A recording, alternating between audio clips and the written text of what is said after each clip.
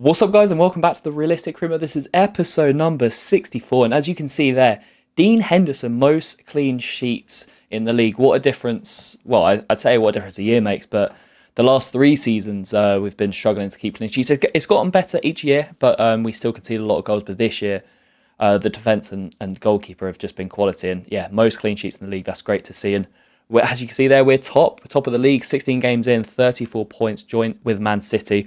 You would have seen as well, I showed we completed one of the objectives, which was keep 3 clean sheets in a row away from home this season. I thought it was just in the Premier League, but it is in all competitions. So smashing it on all fronts. And, you know, talking about smashing it on all fronts, Johnson and Awoniyi top scorers and top assisters, along with Nico Williams as well. We've got the top 3, and then Ramsey and Lopez are in there as well. We've just been firing on all cylinders at the front whilst keeping it clean at the back. It's so good to see. And finally, it's really coming together. I feel like this side is really starting to feel complete. Could still do us a couple of additions, you know, January coming up, but yeah, for now, very happy. And Dean Henderson joint top assist with 5, with I think 3 other goalkeepers as well. As we head into today's first game, we continue the hell month of December. Undefeated so far in the month, 3 wins and a draw. We face United today, a side who, you know, we have incredible history with. 6 games we've played against them in this save, in this career mode. 6 times we have beaten the Red Devils. Yeah, it's quite incredible, really. We are there. I mean, to say we're their bogey team is an understatement. 3 times at the Old Trafford, 3 times at the City Ground. It's been good games, but yeah, we've always come out on top. So let's hope we can continue that form and hold our position at the top of the league. Well, Nico Williams would have a great chance early doors on the volley with his weak foot, but he fires it over before Dean Henderson is called into action against his former side, of course. Dean now, he was on loan with us in the first season. We made that deal permanent in season 2, and yeah, this is his 3rd year with us as a permanent player. Maxime Lopez would work the ball in the box before firing a really nice shot that just crashes off Lafont's bar. A really unfortunate effort there before Gory, the United striker who has 11 goals in 12 league games, will make that 12 and 13. He ball rolls another former United player, Harry Maguire, before finding the back of the net, and then Dean's called into action again. Action at all ends. Dean called into, Dean's been peppered here, you know, his clean sheet's gone, but he is keeping the score at just 1. He is having to make save after save, as you'll see once again here. United were really on it this first half. They were peppering us, and we had a couple of chances, but the majority of the chances came down our end. Syankov here, the Ukrainian, he's had a bit of a quiet season so far. Good opportunity that to open his left foot up and just whip into the far corner. It goes straight at the keeper. And then 5 minutes into the second half, Awoniyi's found in the box and his shot is blocked brilliantly. I think that effort was goal bound, but it's a great save. And then a loose pass here, Awoniyi finds Johnson. This is the man you want on the ball. He keeps it on his left foot, just wide. And when that one went just wide, I thought, this might not be our day. Johnson comes off along with Yates for Isak and Phillips.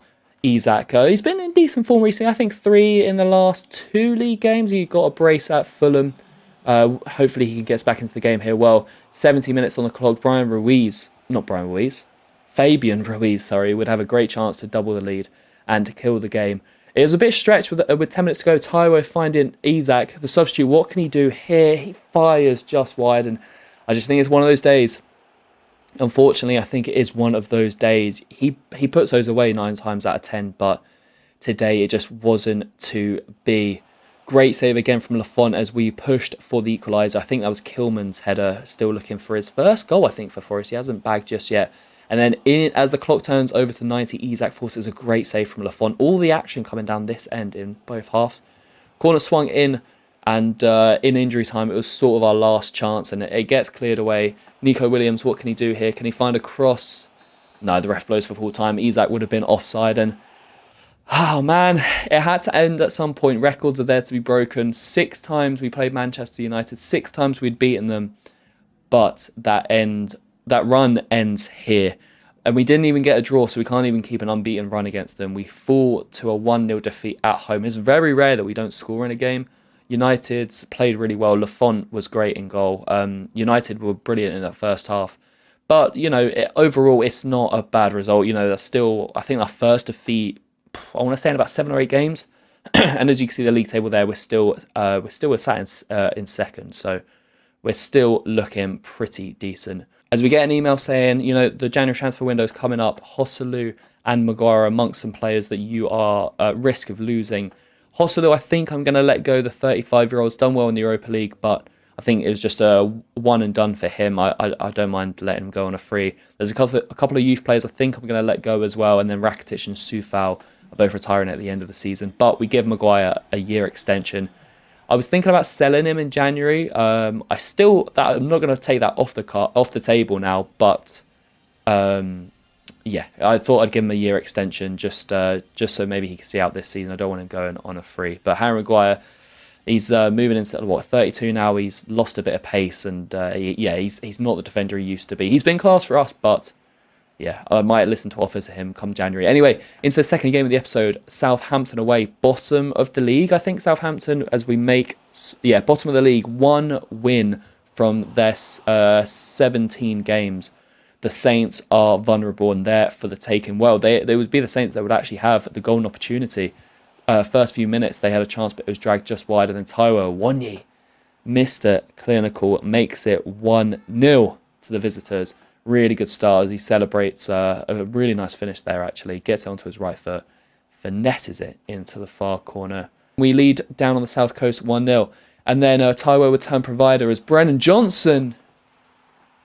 Well, if you could tell, you would have seen by the title, goal of the series, goal of the save, goal of the career mode. My word, Brennan Johnson, I know he's hot in form right now, but that is outrageous, sunshine. Taiwo with a lovely little dinked ball, and he scorpion kicks it from just inside the box, loops over the Southampton keeper. I could not believe this when this went in. Oh my word, what a finish.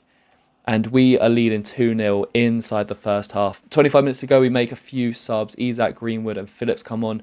A couple of the youth players I'm trying to give minutes as I want to achieve that objective of play youth academy graduates in 20 games this season. I think we're getting close to that mark now. And Isaac, you would have seen up there, he got tackled and he stayed down. Hopefully that's not a bad injury for the Swede there, right at the death. A nothing tackle really, and the Swedes down. We'll have to see what the state of that injury is. But it's a great response after the United defeat. We beat Southampton 2-0. It's another clean sheet for Dean as well, and we bounce back really good. We haven't had many defeats this season. We've been very good at making sure we pick up at least a point, if not 3 points. But when we have gone down to a defeat, we have responded really well. And luckily, we see that Alexander Isak's injury was just a 5-day, a bruised elbow. Thank the Lord. That man has had too many injuries already. Well, the third and final game would be the Carabao Cup quarter-final. Obviously, we are the holders, hosting West Ham as well, looking to book our place in.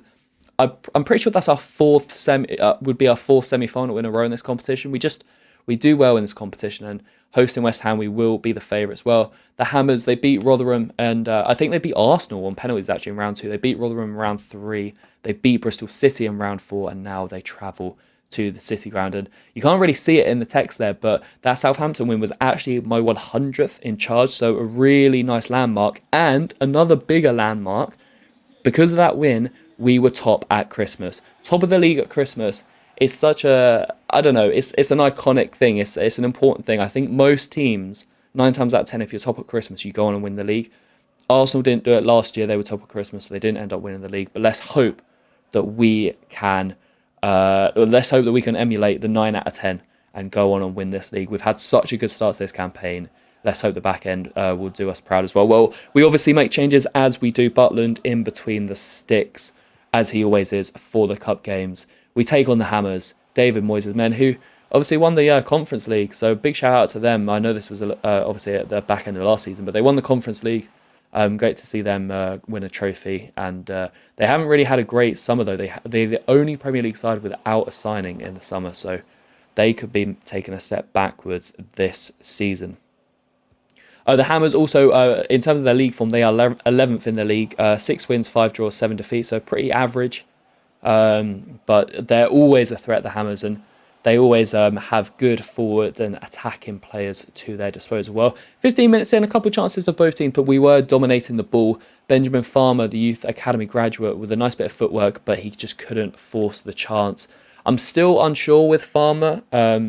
He's obviously got bags of potential. He's 85 rated and 19, but I still don't know where his best position is. I don't know where to play him.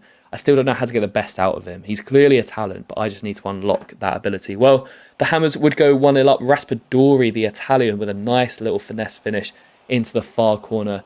And then Farmer looking to equalise on the stroke at half time. He forces the keeper into a really good save before, I think it was Hossalu's header, comes crashing off the bar. I say crashing off the bar. They just bounced off the bar into Rico's hands, fortunately enough. And then can we get anything going just before at half time? No, we can't. So at half time, we're 45 minutes away from going out this competition, and the holders are 45 minutes away from going out in this competition. Well, 15 minutes into the second half, it would be the ideal start for the Hammers. Raspadori gets his and his side's second of the game as we make a few subs, including Soufal, the former West Ham man, being subbed off. We need to make an impact. Our big boys are now on the pitch 15 minutes ago. Well, Syankov would rob the defender. What can he do here? Victor halves the deficit. Huge goal that. Let's go. Come on, Victor.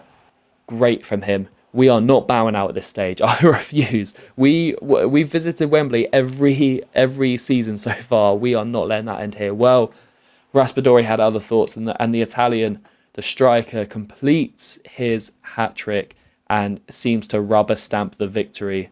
Williams looks to link up with Taiwo Awoniyi as we go into injury time, and the Nigerian bags brilliantly, but it is too little too late as the Hammers would see out this victory. And the holders are out. The holders are out. Our incredible run in this competition ends at the quarterfinal stage. Disappointing considering we're at home. We definitely were the favourites in this game, and you just can't call a game. We would have been the favourites, but you cannot call it. And Raspadori scored an impressive hat-trick. Yes, we rotated, and yes, you could say we had a weaker side out, but I still expect our players to get the job done. And unfortunately, we're out of the Carabao Cup at the quarter-final stage, so we're going to have to rely on the FA Cup if we want that visit to Wembley. Let's hope we can do it. Well, looking at the Carabao Cup semi-final draw, we would have faced Spurs, which, if you remember, I'm pretty sure over the two domestic cups, we have faced Spurs in the semi-final or final, I think, 3 times. Like, it is always Tottenham. There was a shock, though. Fulham beat Man City on penalties, so we were denied an all-Manchester semi-final. But yeah, we would have faced Spurs in the semi-final. It wasn't to be. It's an all-London semi-final as Spurs take on West Ham and Man United host Fulham. But unfortunately, we're out of the Carabao Cup, but maybe that's a blessing in disguise as we're pushing on with the title hunt and we want to go far in Europe. Maybe just that less fixture or two might be a blessing. We'll see. But that'll be it for today's episode. If you enjoyed it, please drop it a like. I'm absolutely loving posting this series out to you guys, so I'm hoping you're enjoying it as much as I am. Big love to you all, and I'll catch you in episode 65 very soon.